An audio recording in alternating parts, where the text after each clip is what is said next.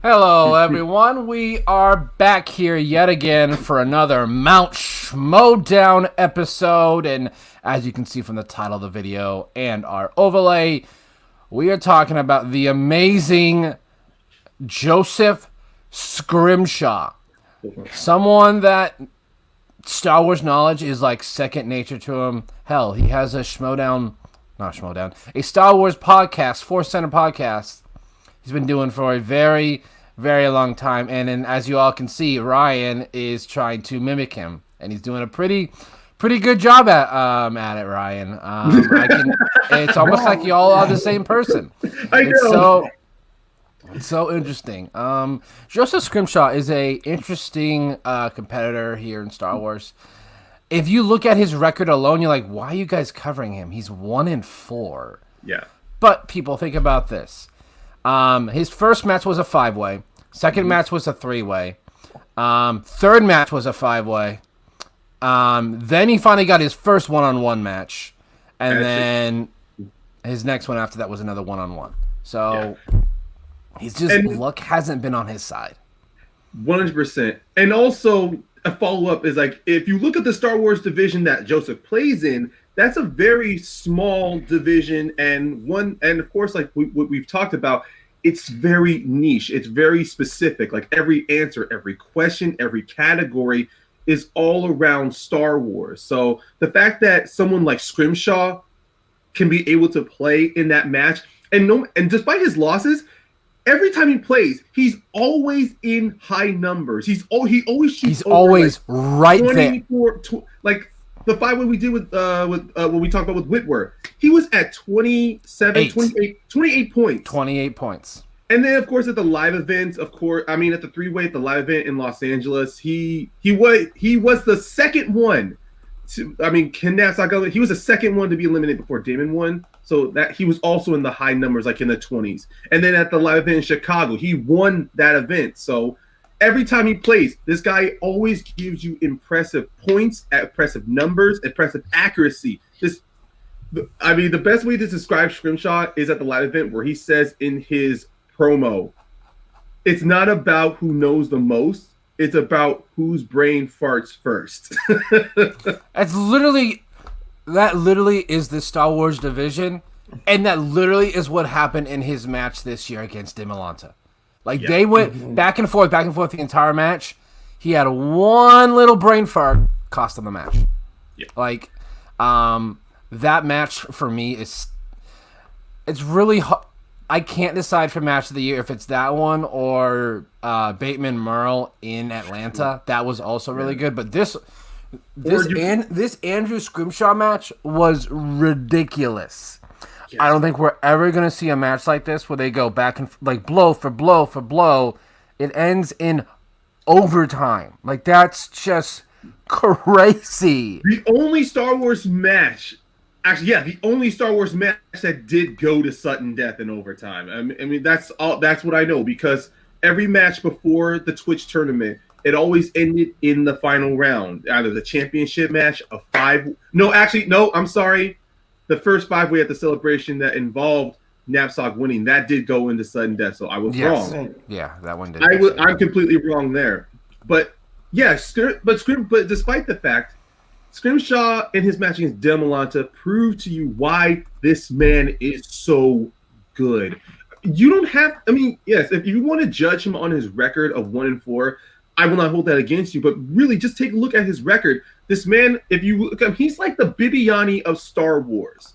This man lives this, he breathes it, and as Brandon talked about, he has a Star Wars podcast, Force Center, that he co-hosts with Ken Napzok. Yeah.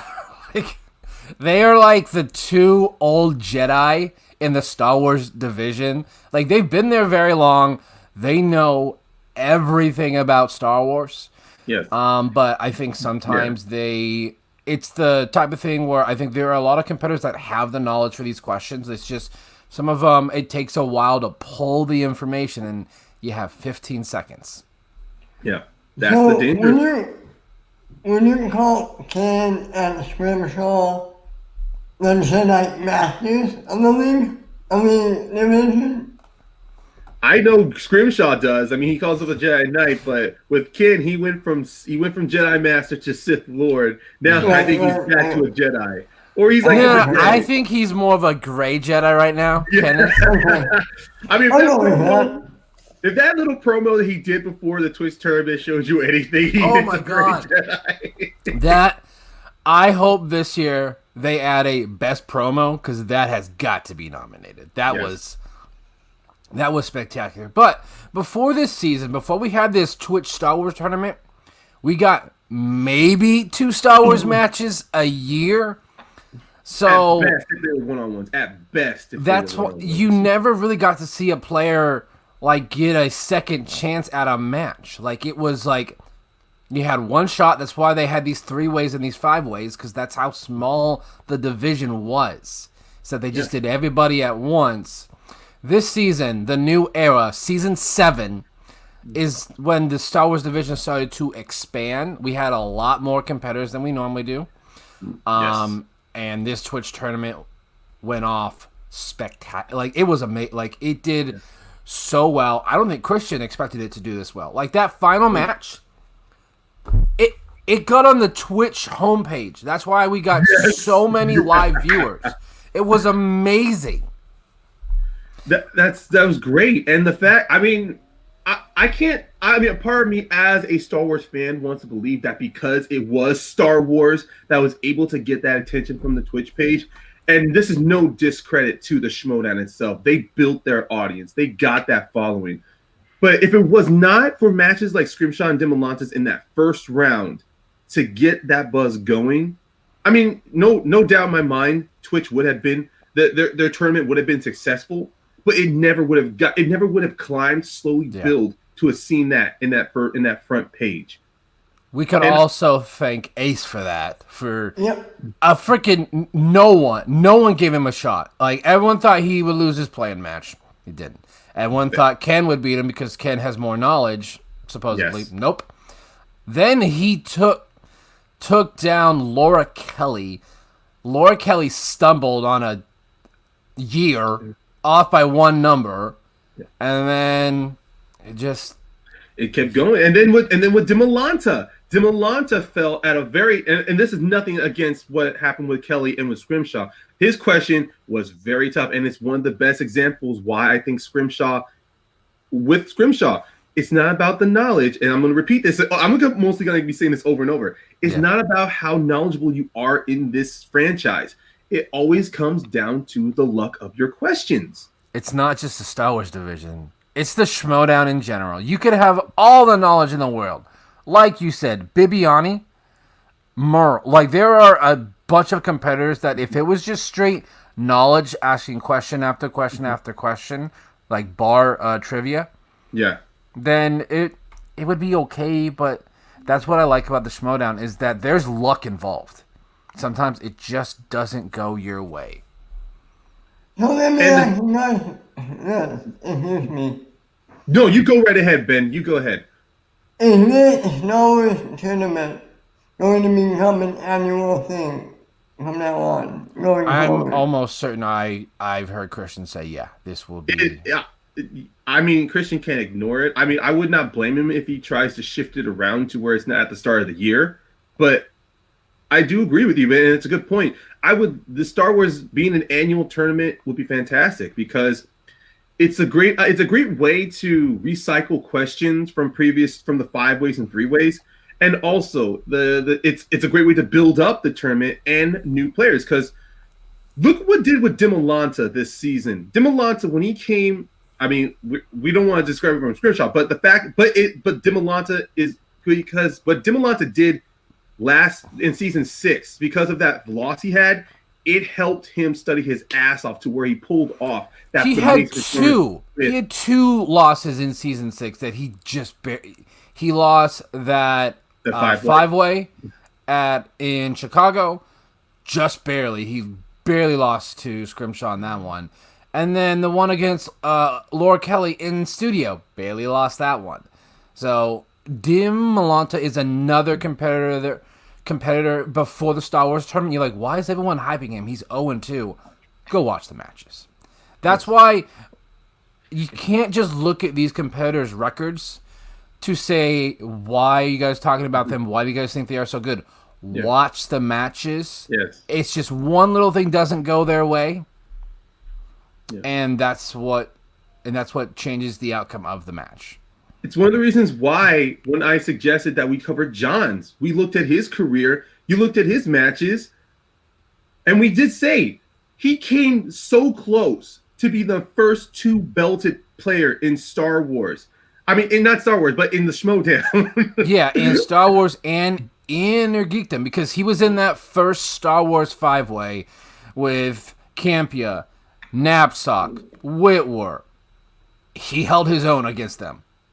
And then when we break down that match against Navarro, it went to his last question. If Jeremy had gotten that last question, he could have beaten Navarro, and maybe he would. And of course, he would have been Air Geekdom champion. That's why it's such great for us to always pick a certain player and review their, and not. Of course, we'll look at their records, but when you look at their matches, the possibilities, the what ifs, everything just starts spilling out like hotcakes, honestly, because you see how magnetic and how fun these people are, how fun everyone is to play this game. That's why I love watching every match, either live or from replaying it later.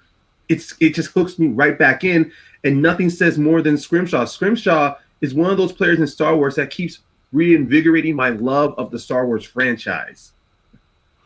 Yeah. I could hear people like Andrew, Scrimshaw, Knapsack talk Star Wars all day. You can just tell in their voice they have such a passion for Star Wars. They know all these little minute details. Like how do you know that? Yeah. Like, that's Even Ace too. Kelly, like all of the competitors in the Star Wars division love Star Wars so much they know every minute little detail. The question writers have to be extremely creative in their questions to really stump them. Yeah, I know. I've listened to a couple of Force Center podcast episodes. I've listened to Force Toast a bit, and even checked out when Dan Malanta and his wife talk about the Schmoedown. I mean, even then, when they're passionate, you hear the conviction in their voice. Especially Dan Malanta, when he is passionate about something, he does not yield. And with Scrimshaw, the fun and the humor and just the wit and the intelligence you hear coming off him when he breaks down Empire, when he wants to talk about when he wants to talk about a storyline from Legends that he sees could be adapted into a Star Wars film, or when he and Ken are just going back and forth on Imperial officers. It's just insane. Yeah. So which is why it never surprised me when I see a question like, what ship did Nia Nub fly into the Battle of Exegor and Rise of Skywalker? And of course, the answer is the Radiant 4 from Star Wars Episode 4. That doesn't shock me. So no, the one question in this Star Wars tournament that I lost it on was, I think it was Ace's 5-pointer against Laura Kelly. They asked the ticket number from The Last Jedi on Canto Bight. Doesn't even blink. I'm like, what the... No, what? Like, I lost it. I'm like, okay, this man's for real. Like, and I'm a staunch. Oh no, you go ahead, man. I don't. No, I'm like, this guy is for real. I love Star Wars. I watch a lot of Star Wars. I didn't go that deep. Like, yeah. Am I crazy to think Ace is going to meet Neiman and Spectacular? I don't know. Crazy. With me, think that. I just think the long layoff, because I think with Ace, he was in such a rhythm in that Star Wars tournament that he just was clicking on all cylinders. So I don't know what we're going to get at Spectacular. All I know is it's going to be a spectacular match. Yeah. Pun intended. Anytime that I'm talking about the Schmoedown, I will always use the words spectacular to describe anything just because it fits. The next season. Go ahead, Ben. I know it's spectacular. It sounds better and better every day. Every time we hear it more and more from it, it sounds better and better to me I this just year. I just wish we could be there, but And that's also one thing about the matches. I mean, the fact that with the new digital format, especially what we've seen with Merle and Irwin, with the teams matches of the Founding Fathers vs. Corruption, the new speed round format that has happened. Oh, I mean, they did test that out with Dimolanta against Ace. I mean, the 5 rounds. I mean, the fact Ace has become accumulated to that format. The only question is, will Damon be accumulating to that format? I know Damon is a beast. He's a monster. Well, if you watched the champs match, he held his own. If you're a patron of the Schmoedown, you saw that Lord of the Rings match. Oh yeah, so good. You saw what he did in the Inner Geekdom tournament. Alex Damon does very well in the digital format as well. So, like his name suggests, he's a demon. He's just a straight demon. Yeah. I'm glad that it's the demon, not the explainer. I mean, that may be his YouTube show, but it's just like one of those nicknames. Is like you could shoot better. Kristen's like, that one doesn't work. Let's go with the Alex the Demon Damon. It works so much. It works so much better. But yeah, we could talk about this all day, but we're gonna break down here. The match here between Dimolanta and Scrimshaw. This is nothing against Scrimshaw, but I love that no matter what match he plays, he always has that Jedi robe with him. Dude, he looks like Obi-Wan right now. He looks like Obi-Wan. He does. The only time I've never seen without that robe was at the 5-way when we saw the 5-way when they released the 5-way match from Celebration. Mm-hmm. But every now and then he's got that. He does have a Stella Artois with him in this one, right? Because I believe he does. Yes, I believe he drinks it in between one of the rounds. So yes, I remember the live event when he went down on stage. I loved he used that force to pull a Stella out of Robert Montano's hand. That was awesome. It was so awesome live being there to witness that. God, I saying that makes me miss live shows even more. I gotta stop talking. Right. Have you guys been to them? Like before? You ever been to one? I went to Free for All 3 in Los Angeles. That was fun. Yeah, the triple threat, the Star Wars triple threat, and the Shire Wolves versus Team Action. That was my first. Then I went to the Free for All 3 in Los Angeles, and then again for Spectacular 4. Nice. So yeah, but yeah, no. This is, if you haven't watched this match, everyone, you definitely need to go back and rewatch this match. It is definitely, for me, it's probably the second best match of the year for me. Yeah, you guys can pause our video. You can watch that match, and then you can come on because we're not going to watch the entire thing. No. Here we go. So we're just Revenge of the Sith is the first category, gentlemen. After saving Palpatine and crashing back to Coruscant, how does Obi-Wan describe the landing? We need the quote. All right. Do either one of you know the answer to this question? Oh yeah, another happy landing. Another happy landing, and then what? The prequels at the time, when I watched these movies, I was just like The Last Jedi, a staunch defender of the prequels, despite how crappy they were. And they weren't that crappy though. Like I like them. They're not. Revenge of the Sith is actually not that bad. It's the best of the 3, without a doubt. But at the time, I was in high school when these movies were coming out, so I saw Revenge of the 3. I saw the Revenge of the Sith when it came on the first night. I defended that movie like crazy, even like every moment of it.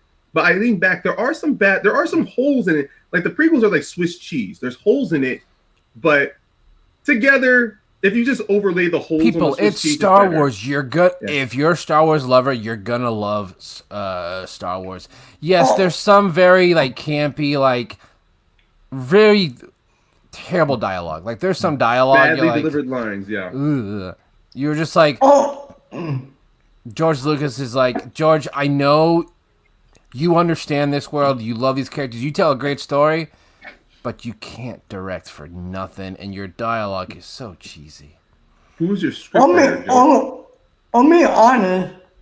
I prefer the prequels to the newer movies. So I prefer 1, 2, and 3 Okay. more than 7, 8, 9. I think that's Don't hold that a. against you.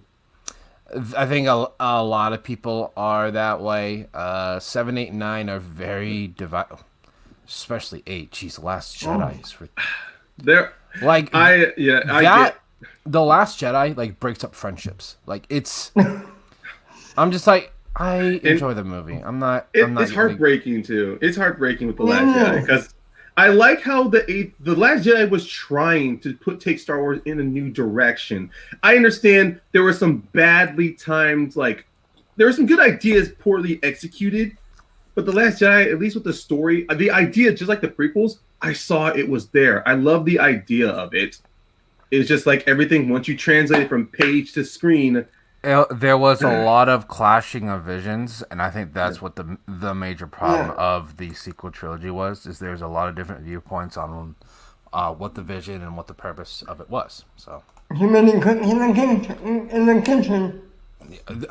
Too many cooks in the kitchen for sure. So It was hilarious because with Bride Skywalker, after I rewatched, I loved how in the 5 when we were watching Jeremy Johns and Whitwer, when we were looking at their records, I loved how in the final round when I believe I think it was Campia or Knapsack got that question of the Skywalkers. There's that long pause, and then Johns just shouts out, "Rey." Like knowing what we know now, that's really just an even more hilarious joke. right. Like they didn't know then. They didn't know at that time.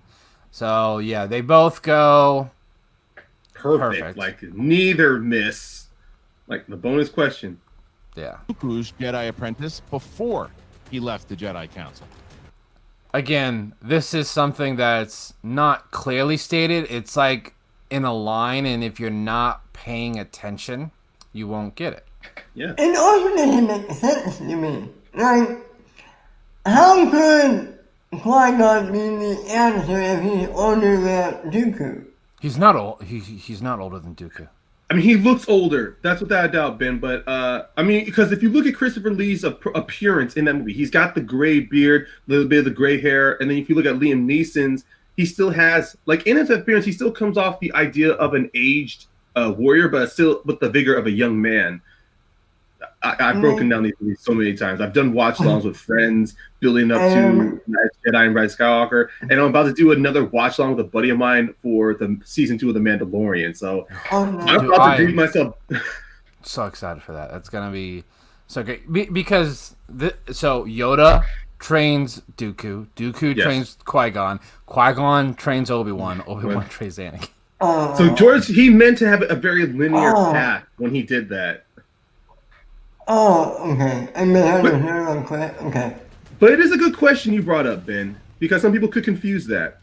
No, I misunderstood the question. Round number 1. Nope. I mean, it was a good point. Not the whole Sorry. thing. And we're going to go 5, 4, 3, 2, 1. Pens down, and we start with Joseph. Qui-Gon Jinn. Yes, Andrew. Qui-Gon Jinn. 11. Wow, unbelievable. I love the contrast you see of Scrimshaw and with Dimolanta. How with Scrimshaw, he's just in a simple room, and then with Dimolanta, you see he's got the collectible items. That big Star Wars poster there, like that dude, he's shouting out to you, "I'm deadly serious." And the one thing that people have consciously and continuously bring up with these online matches is the hands. This is a advantage that Andrew has being so far away. He just has to sit like normal. His hands are always in frame because he's so far away from the camera. Yeah. And from the way he has a position, too. And, of course, you see with Scrimshaw, you don't know what his room situation is like, so he's going to be very up close. So yeah. There's, the thing about Star Wars is you don't have, now that there's 9 movies now, the wheel slices are pretty much all taken up. There's, like, only one that's not from a movie. Yeah, I see. Heroes. Oh no! Wait, we forget the Clone Wars. So that's 10 movies. 11 movies. Oh no! You're right. Yeah, because of Bride Skywalker, you have the 9, and then you have Solo. The only non-movie slice is Heroes and Villains now. Like in previous seasons, they had like vehicles, weapons, and droids. Like, they even split up heroes and villains in the live in certain 5-way and 3-way matches. They had heroes, and then another one was villains, because they had to find a way to get 12 slices. With 11 movies now, it's really easy. You just gotta. Yeah. And I'm almost certain this will be it going forward until we get another Star Wars movie. True, and also it frees you more time for the third round to come up with more interesting categories. 60 seconds here to talk it out, starting now. AD, how you feeling? Doing good. We've talked about this before, so let's go. Yeah. Andrew is like, he was so set. Like, he wants to play Damon so bad. Like, he wants to play Damon so bad. He, like, from what I heard, is he was studying like crazy since he lost to Kelly. He was so determined to win. And he is extremely focused. That's why he's called the Hunter. Like, he's eyes on the prize, and that's all he wants. You said it best. He is locked in. You can even see he's not even looking at the camera when they're giving him those questions, because he's pretty much put himself into at a Jedi meditation, and he is looking for that answer. Yeah, it's like this. Like, even this first on the question Trade itself. Federation flagship. This is this is something. Yes, you see the droid. Do they actually reference its name though in the movie? This is something that you'd have to either get one of those making of books or look at the credits. So, or have subtitles to see if it was said. Yeah. TC-14. Yeah. Yes, it is for 2 points. Damn. Second question. It's He Queen aces this whole thing. Yeah, like it's again there are some matches here in Star Wars where I will not they get a lot more particular particular with the questions and answers. So far, we've seen a lot of us to war. Yes, Yeah. it is. 2 more points. All right. Question number He 3. was- Like, he nailed that What quote down. advice does Shmi give to Anakin when he leaves Tatooine? Yeah, that's also one you have to think hard on too. Be brave and don't look back. That is correct for 2 more So- points. Andrew DeMillan. That's an interesting answer to that, because there are 2 things that she says. So what if he would have said don't look back or be brave? Would that have still been the correct answer? Yeah. Because the entire line is be brave, don't look back, but to me that's 2 separate actions. That's 2 separate things. So if he gets one or the other, like, would they have accepted that? Is that something that you challenge? And that's one of the dangerous things about quotes, because with quotes, when you write a question in the form of quotes, and if you leave it blank, it's when you try to finish the quote, there's always leaving it up to interpretation. But when you framed it just like how it's with Shmi, what does Shmi tell Anakin in the Phantom Menace? Like what you just said, that is up to interpretations too, because be brave and don't look back is him covering all bases. But as you mentioned, if he just said be brave and they accepted that, would Coy have challenged it? Because I don't think Scrimshaw would have, with his knowledge. I think there are certain competitors that don't do the petty challenges, and I think Scrimshaw would have been like, yeah, that's... Like, there's just certain competitors, Chandru, that will do anything.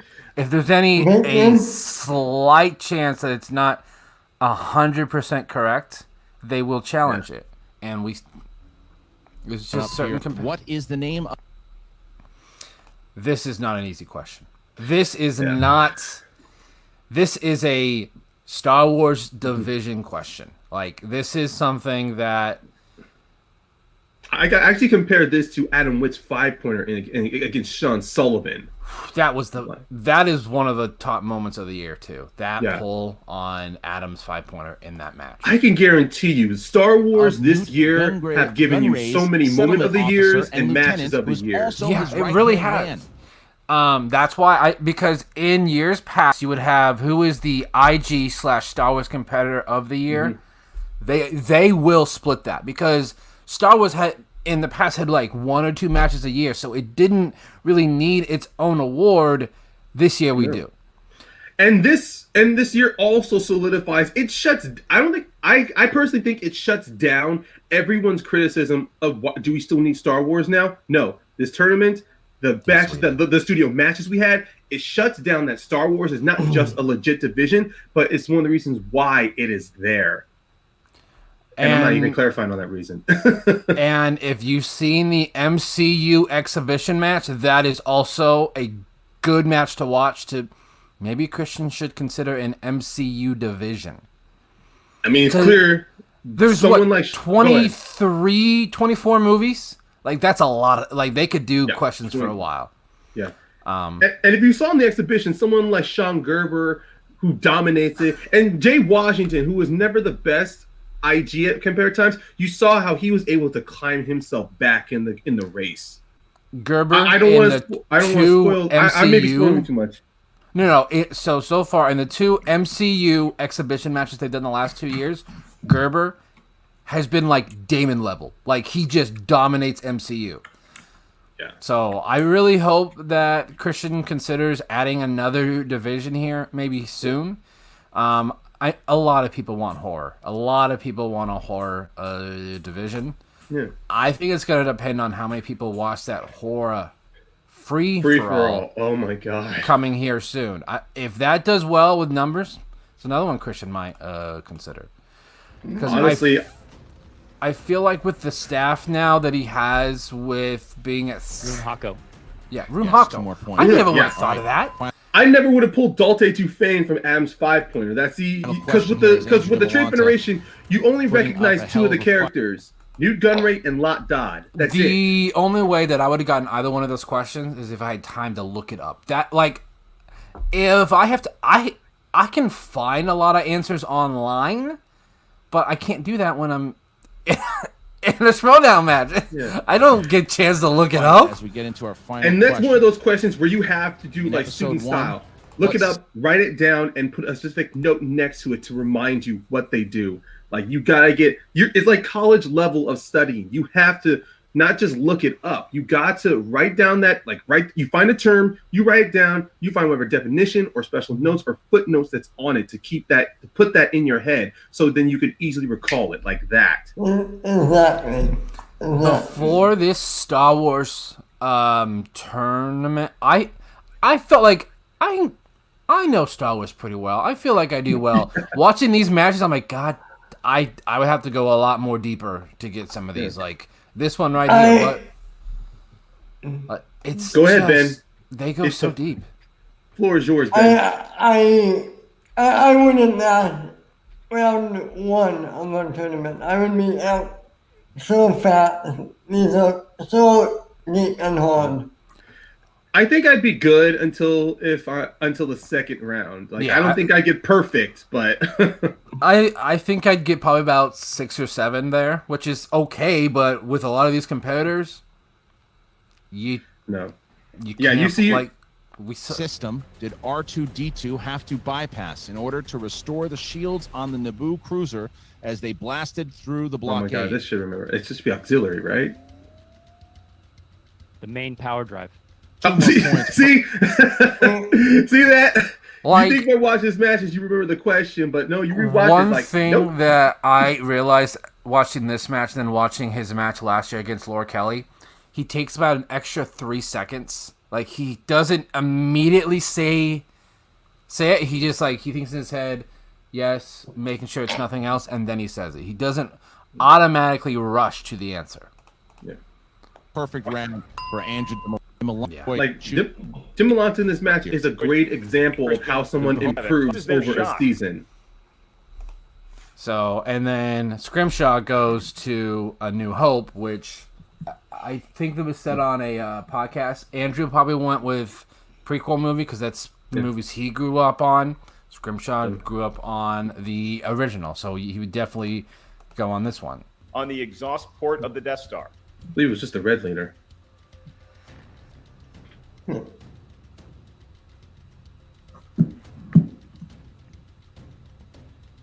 Red leader. 2 points.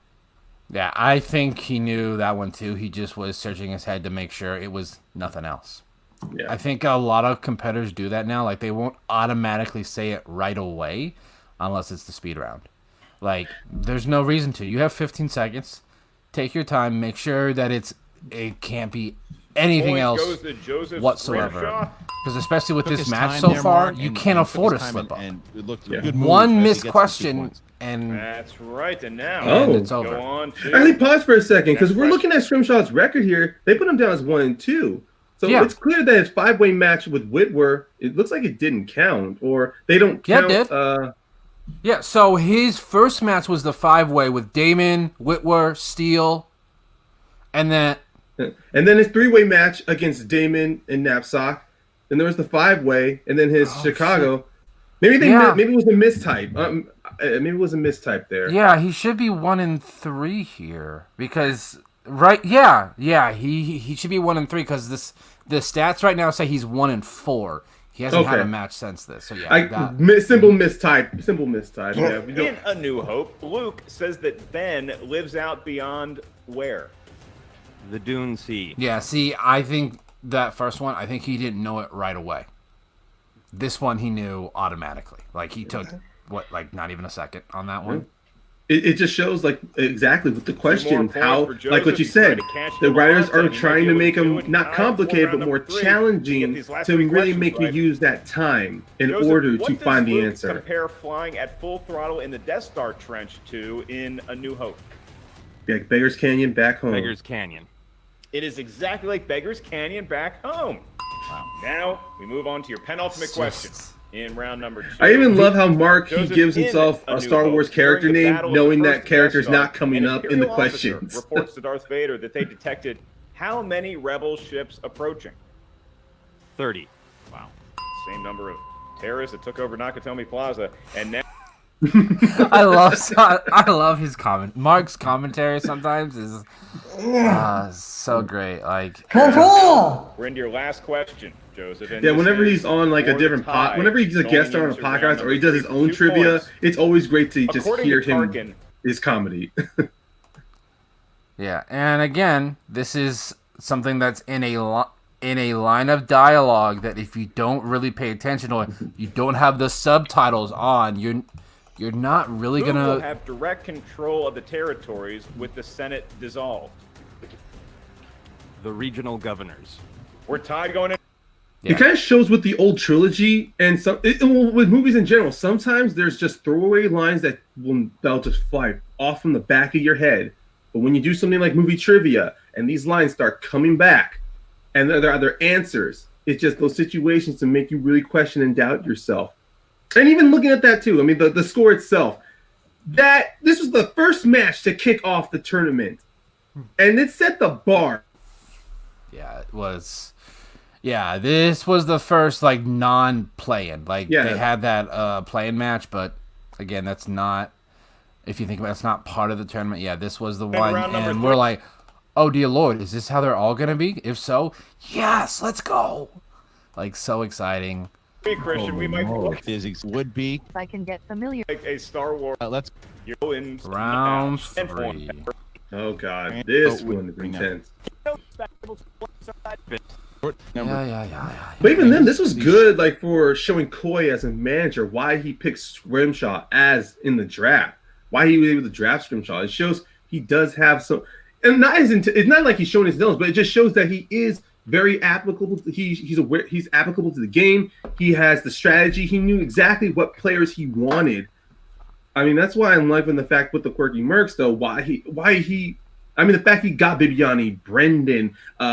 It's a shame Mara didn't get a chance to play, but I would have loved to have seen how Mara would have been this year.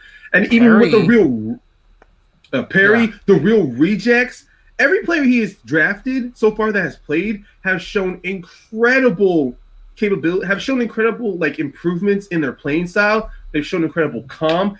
And with Coy, just like Winston, he's brought the best game out of each player. Because if you looked at Greg Alba and Mike Kalinowski's match, until his match against Chance, Mike was never taken to his 5-pointer except against Alba. Didn't Zipper take him to his 5, or did Zipper take him to his 3? Zipper came up short, unfortunately. Okay. Mike answered, I think, a 2-pointer or a 3-pointer, but Strongest Zipper stars didn't take him to have his hearts 5. of what? Kyber. Yeah, see, all right, let's go back and watch that. Like, you can see. Rerun that. Chirrut Imwe says the strongest stars have hearts of what? Like, it looks like right there, he wants to say it. He takes an extra 1, 2, Yeah. 2 seconds to make sure. Kyber. Yes, for 2 points. It's at the time where you're kind of like fighting those reflexes, but at the same time, you want to verify your instinct. You want to make sure exactly what you're saying is correct, so you don't come off looking like a fool or an idiot. Yeah, because there have been some times in my play-alongs that I do that I say the answer so confident it's wrong. I'm like, Yeah. I look like an idiot. Or if, Like- or if I'm listening to the live, or if I'm listening to a show Joseph Scrimshaw episodes, the match that premiere, showed, and then all of a sudden I'll be number washing dishes and I'll go, 17 mark. "Oh, this answer," and then I'm like, "Wait, what?" Nope, that's not what the answer was. That is Like I'll right. say it before the live Joseph chat even is says Star it. Wars episode So, in... Vader's devotion to his sorcerer's ways. Even that character himself, That Admiral devotion to an Mahdi. ancient religion. That's his Is name? indeed sad. Yeah, It's not true. Actually, it's worth 2 points, and I think the Force is real, Christian. All right, Yes, so that Andrew character Delonta himself. now gets That his character has actually three-pointer, stumped a few which people is playing. category Whoever 11. gets Star Wars as Category a 11, slice. The Last Jedi. The Last Jedi. According to Vice Admiral Holdo, after much of the Resistance leadership was lost, how Numbers many members questions, of the man. Resistance are left? Number 400. questions. Yes, it is. 3 points for Andrew Dimolanta as He's we now just- get. That's like to another throwaway line you Joseph don't pick Scrimshaw up Mark, on. which was category 19. Yes, he did, Christian. Bernie Kosar's number corresponds to creatures. And I love how Ellis, every so often with a number, will bring in a sports reference that goes pretty much over every Schmoedown competitor's head and Schmoedown fan. There's only a handful that like, hey, I see what you got there. I picked up Yeah. what you dropped. I'm one of alien them. races. I love when he drops in those sports And- references. Oh, and the category came up. Question, Alien once again, for the races. tie. That's kind of one of the What best scale- examples in Yeah, round. creature. Yeah, so the wheel has 12 slices, but round 3 has more, so they got to go a little bit more creative with their categories. And I think that's one of the things that we talked about that I like the fact that now round 2 is more really going to be restricted to movies. That way you have more creative ideas for categories. Like even in Joseph's 5-way at Chicago, his 5-pointer was in the Jedi Council. So you see something like that, which Bullets can and really can be trip. seen That could trip as up a R2 character. and C-3PO cross the This chasm. could Well, also that be this could also be in a New Hope category. That is correct. So they're not going to include the Mandalorian in round 2? So I know Christian has said that he's contemplating including Rebels, Clone Wars, and Mandalorian in Star Wars, just so that it gives them more things to pull from. Yeah. But with the Clone I'm Wars fine and with Rebels, that. it's multiple. It's like multiple episodes. Yeah, I'm fine with that with Star Wars. I don't know how I feel about it with like maybe Inner Geekdom, them doing like Marvel and DC TV shows. No, it's not. It makes more sense somehow. I don't know why. It's just because it's all connected. Right, maybe, Like we know it's connected. Marvel and DC TV, we're not 100%. They say it is, but sometimes the things they do, it's like it's not. So it's hard to really. So that's why with Star Wars, when he said that, I'm like, you know what? That's fine with me. Especially, I think we're gonna get a Star Wars tournament every year. I would really love to see it as a in studio tournament. I don't know if he would do that along with the regular matches. I think for me, if they were going to include the TV shows, I would have them relegated down into the third round, honestly. Like the third round category. Yeah. Or at least as one slice in the second in the wheel round, and then maybe as a couple of categories in the third round. That way, you don't have to dive too much into the television shows. I mean, unless you want to, but at the same time, you can still, sharpen yourself on movie knowledge, and then have some of the television knowledge right there to keep, as like a side dish. Yeah. Well, the with a lot of these Star Wars competitors, it's not like they have to go out of their way to study these Star Wars TV shows. They've watched them anyway. So any question that they get probably in round 2, round 3 about the TV shows, they probably already know the answer, unless it's like a very deep dive, like throwaway line type of question. Or a random character from a TV show that's only in one episode. Krayt Dragon. I mean, everybody knows that. Right? Look at Mario's like, I had no idea what that was. 26. These two guys are Perfect firing for at all perfect. cylinders, and Andrew DeMolanta has to hit his 5-pointer here. Doesn't have to. If he hits it, then he puts himself in the lead and forces Scrimshaw to hit it. If he misses, Scrimshaw can win the game with his 5. All right, Andrew, category 18. Category 18, droids. Which is funny because droids is how he lost against Ace. Yeah. Here you go. I think he's going to have... Hoop-wheeled robot missile launcher is employed against the clone army. What?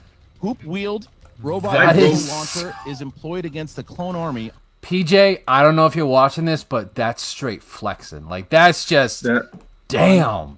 Geonosis. I've come across this on Star Wars Databank. For 5 points, Andrew. And Andrew, I've written this question. and Andrew didn't even blink. He got it within like 2 seconds. Hits it. Like he didn't even blink. Big shot. So Mark, that question itself. I've written that for friends who want to do Star Wars matches, and they have missed it. Sudden death. If he misses, Andrew DeMolanta will advance to the next round. Mark, category number 20. The categories don't go any higher, and neither do the stakes, Christian. For 5 points in the tie, Joseph, you selected Episode 2, Attack of the Clones. And your question? That also shows randomness of the categories. 2, at the beginning of the film, a handful of Jedi are meeting in Chancellor Palpatine's office, discussing how more and more star systems are joining the Separatists. Name 5 of the Jedi that are in attendance. I know 3 immediately off the top of my head. Yeah. Yoda, Mace, Ki-Adi-Mundi. I believe one of them is either Stas Ali or Yoda. Can't defeat you? Luminara Unduli. That's what I was thinking. Ferris Offee and Plo Koon. Oh no, it was Plo Koon. Wait, no, I think Ki-Adi-Mundi's also. Yeah, he said a handful. He was just asking. That's one of the tough parts of that question. You seen like you you pulled off 3 too, but he was just saying naming 5, meaning that there's more than that number. Like I'm pretty sure on the question doc, answers probably include every single one, and it's up to Christian to determine. All right, yes, that one. Because I feel like there's like 6 or 7 there. Like I really do. And going to overtime. Because I know Yoda and Mace are the 2 sitting down, and then there's more standing behind him. But Ki-Adi's right next to Yoda. We knew it would happen. Sudden death. We are here. It's been predicted. And we are now going to get the sudden death. Mark, how does sudden death go? See, look, he's drinking a beer. So he's like, I need to refuel. Like number 1, except stakes are. This entire match was like a boxing match, punch for punch. To the field. You're then going to write down your best attempt. It's like we're in the final of the 12th round. No, it's like if the 12th round didn't end by decision, but they decided to add 1 extra round. Yeah, they're like one final round, and whoever dominates or whoever gets knocked out in that round. If you both get the question correct, we move on to. So.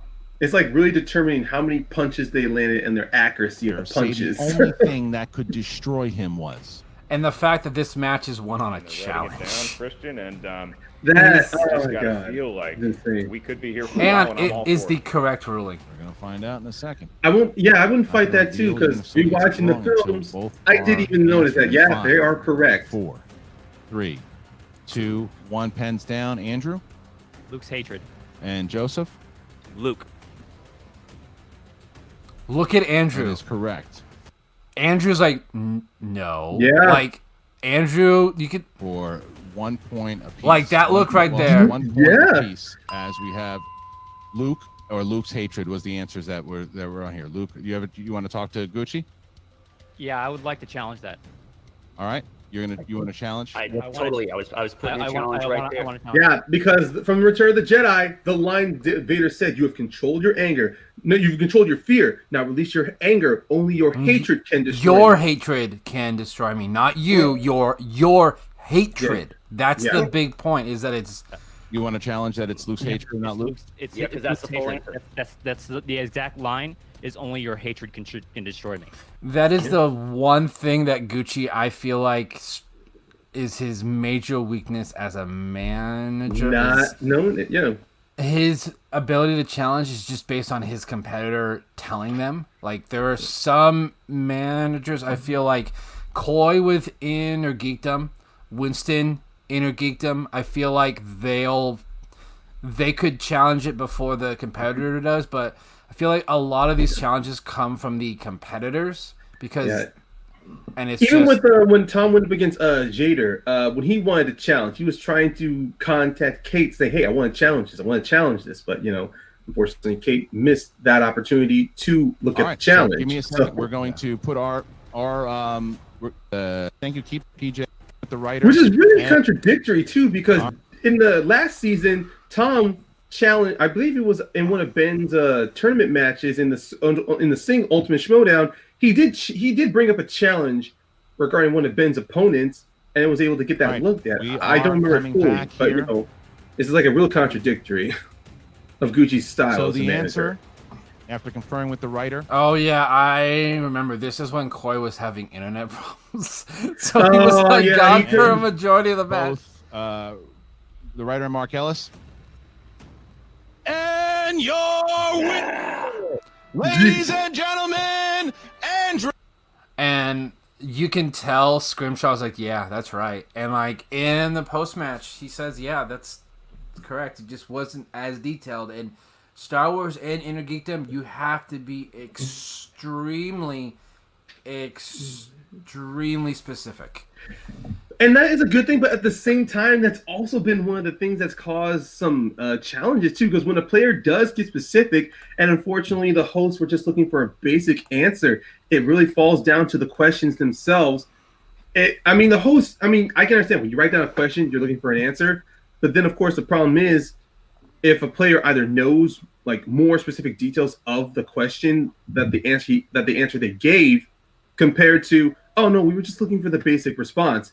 Then that opens the door to so many challenges, just like we saw with Dimolanta with that challenge. If this was not Dimolanta answering this question and Scrimshaw went up against someone like Witt or Sullivan or Kelly, and he just said Luke, they would have accepted and moved on. Would we have seen a challenge? I don't know. I feel like Kelly would have. Yeah, you're right. Yeah, Okay, I feel Shannon like- also would have backed her up. Kelly Shannon and also would have backed her up. Shannon together would have challenged. Even Ace and Winston would have challenged that too. Yeah. Yeah, I don't want to. I don't know if Sean or Witt would have challenged that. I don't. This is not to say those guys are not as hardcore Star Wars fans, but but it was just from this match alone. You saw Dimolanta, as you had said, Brandon. He was zeroed in, He was 100% focused. And in some of the matches, and in even this tournament, you see with Sean, Witt, even with Molly and a few of the others, they were all a little relaxed. They weren't like ride or die in this whole thing like Dimolanta was. It was either He you had one the goal. answer. Yeah. One goal. Get to Damon, and he just missed it. He did get a Damon though. he did get a Damon. He didn't get the Damon he wanted. But depending on how spectacular it goes, he could automatically get pretty close to facing Damon. I believe Christian said if Damon loses, they both will battle for a number one contender. I believe Yes. is what it was. Yes, And that's that- what he said. Yeah, if Damon loses the belt, he and Dimolanta next season will play for a number one contendership. And I think even then, Dimolanta is still guaranteed a number one contender shot. It just depends if it's going to be Ace or Damon. Yeah, so he's still right there. Amazing match. So Scrimshaw's had 5 matches. Scores of 28, 27, 31, 29, 31. He's 1-4. Like, that's the fact that he's averaging like 27 a game, 27 a match. and he's 1-4. That He shows has never shot. Like if you just said his lowest one was 28. 27. Lowest was 27. Yeah, and that was in the three-way match, and that's his lowest score in total. So if anybody, and as Brandon just said, 27 points average a game, 5 games in Star Wars. And if you even look at Dimolanta and Kelly's out of their record, Scrimshaw, statistically speaking, is still considerably a higher ranked competitor. Yeah, hold on. Let me actually do the actual average. I was just doing it based. Sorry, I did. Yeah, I'm sorry to put you on the spot there. It was just like 29. He's averaging 29 points a match. That's ridiculous. He should be like 5-0 or 4-1. Like that's ridiculous that he's 1-4, averaging 29 points a match. That's how the Star Wars division is, though. Yeah. Like you have to go almost perfect to win a match. And it just goes to show you, someone like Scrimshaw, why it is important to look at his career, not just for the statistics, but if you are dead serious, and if you're at home thinking you want to play Star Wars, you think you can have a go in Star Wars. Watch the Star Wars tournament. Watch Star Wars tournament. Watch the 5-way matches. Watch most of the Star Wars matches you can get your hands on, and look at the competitive and look at the quality of players. Like from the 5-way of Steele Saunders to Alex Damon, or you look at Ken Knapsack and Jeremy Johns. You look at Whitwer, and then you compare it and Scrimshaw, and now with Dimolanta, Ace, and Kelly, the top 3 future stars I see here, and Sean Sullivan. He's gonna get there. He's got space. He's got room to improve. I would not be surprised next year he's gonna be on the same level as everyone else. And Adam Witt even showed in his matches he has the knowledge and the strategy and the capability. It's just the luck of the question. Witt Damon match should just be called the challenge match. Yeah. It was like 3 challenges and within like 4 questions in that match. That first round took forever.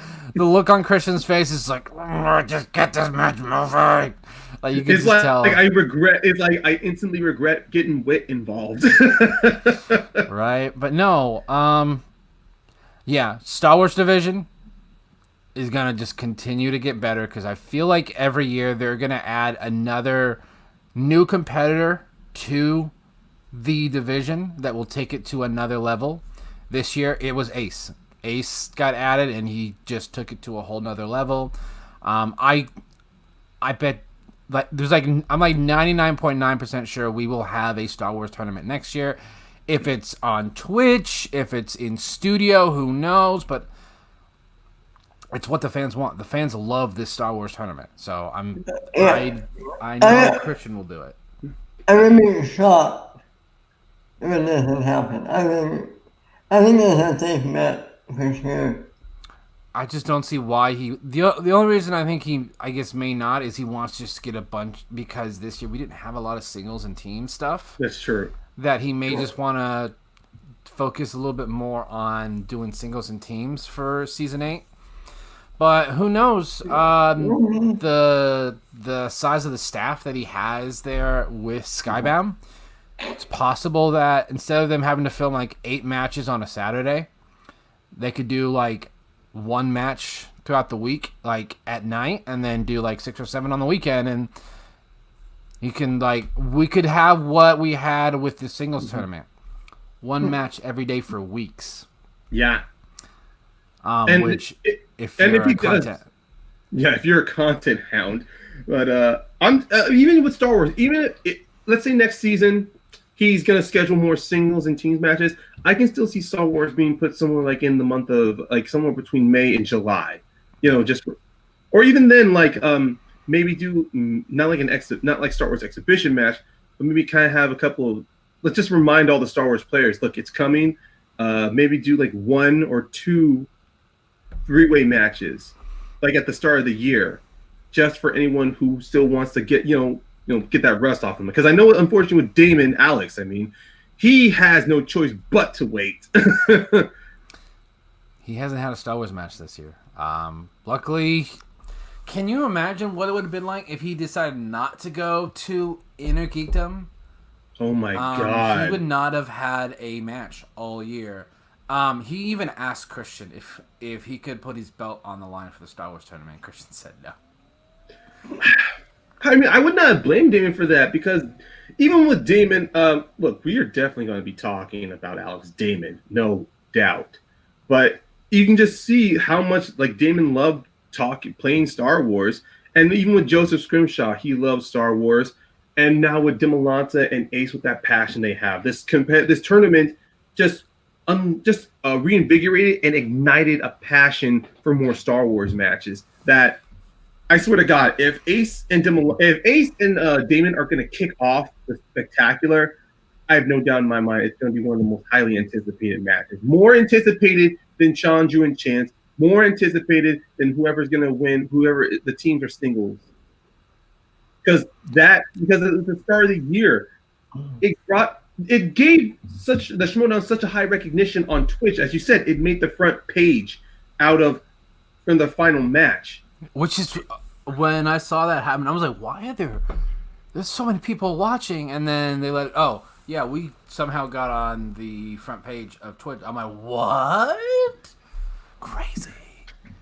And even then, the success of the Star Wars tournament itself really has opened a huge avenue from not just another Star Wars tournament, but for more opportunities for Schmoedown to give matches on a different platform outside of YouTube. I mean, I will not look if we are going to get a horror division or at least a horror tournament.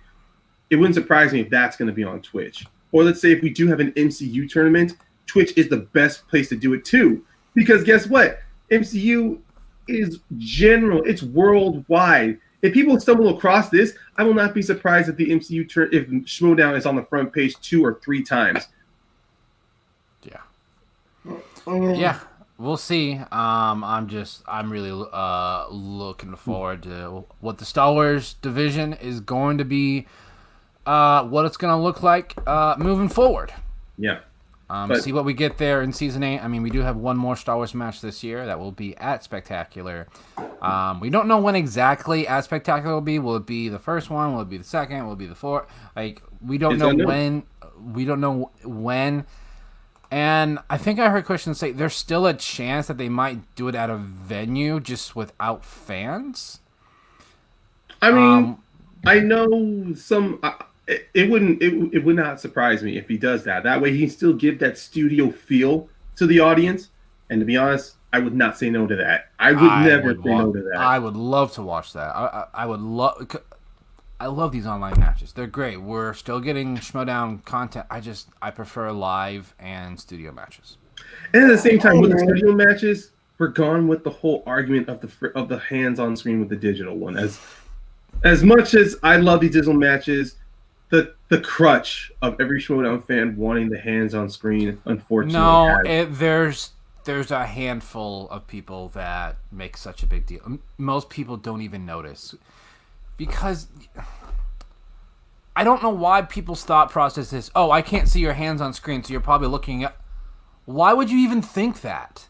Just because you've been in the fan leagues and people have done it there doesn't mean these professionals do it that way.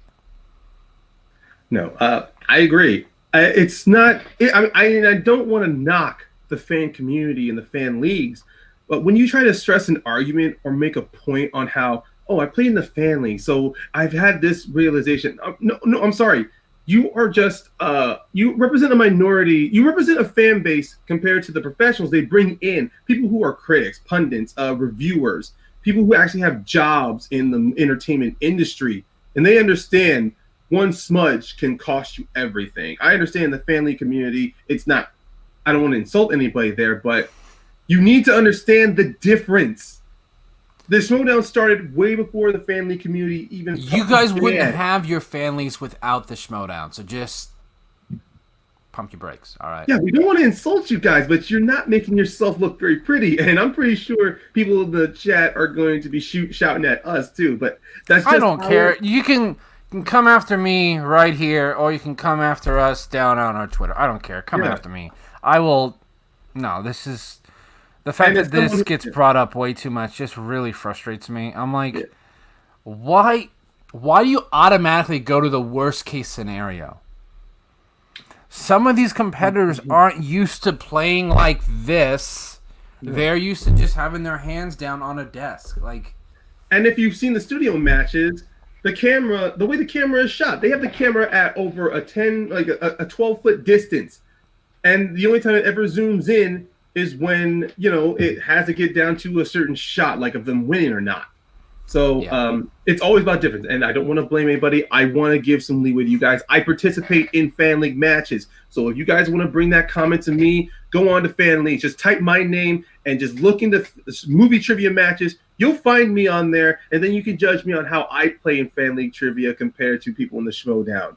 I welcome it. More views to their channels and more views on you guys watching me. And if not, shout out to me at my Twitter handle, or you can shout out to me on the Twitter of Mount Schmoedown. So, everyone, I know the hate. Yeah, so I think the problem is it's a fallback, unfortunately, with sports, because with sports we've seen athletes rise to prominence, and then all of a sudden it's revealed that they cheated through their scandals. I mean, it's shown that with baseball, with football, especially especially other sports like soccer. Like, cycling, how do you cheat rugby. in the Schmoedown? Like, I don't understand. I'm like, what? Do you have someone off screen? Here's the question, but people have to remember, these live streaming matches, the stream is about 15 seconds behind. So by the time they hear the question, the competitor has to answer. So, like, you'd have to go, like, be super creative on cheating. Yeah.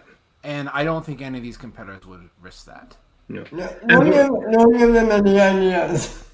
Yeah. I mean, if we just look with Scrimshaw, his hands were down most of the time, but because of his track record as someone who has played Star Wars matches, there is no doubt in your mind at all that this dude needed any assistance. He didn't he didn't even fight back at the challenge, because the moment the argument was brought up to him, like when the cameras were not focused, when the cameras were off, he realized, oh, that is correct. And even Scrimshaw, even Dimalanta, he phrased this challenge. The way he argued it, he quoted the line that Vader said.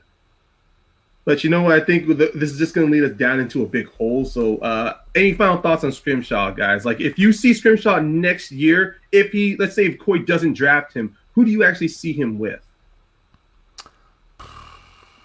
That's a good question. I don't think Ken's going to be be with the Droogs. It's going to be a new team name, so it depends on who that manager is. I couldn't see him in Kaiser. Okay. I think Kaiser likes Wit, but the thing is, Wit is not going to be one of the three that Kaiser keeps. I think a lot of these teams will look very different next year. Yeah, it will definitely not be the same lineup. If Coy, I think Ben's right. I could see Kaiser drafting Scrimshaw. I wouldn't. That would actually be a good team there. I will say, if let's say if Molly is taken from Sam before he gets her, I can see him picking up Scrimshaw. Yeah. I think Sam's keeping Molly. I know, but I'm just saying. I know. Yeah. Yeah, I'm sorry to come at you. I'm sorry to shoot back that hard.